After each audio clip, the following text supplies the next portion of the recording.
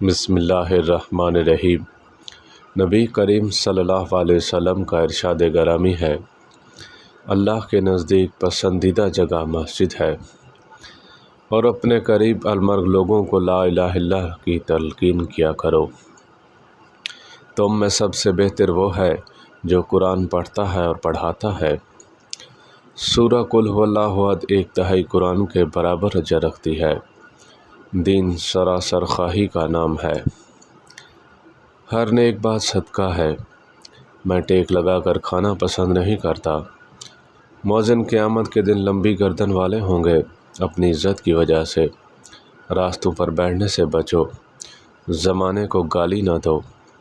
تم میں سے کوئی کھانا کھائے تو دائیں ہاتھ سے کھائے۔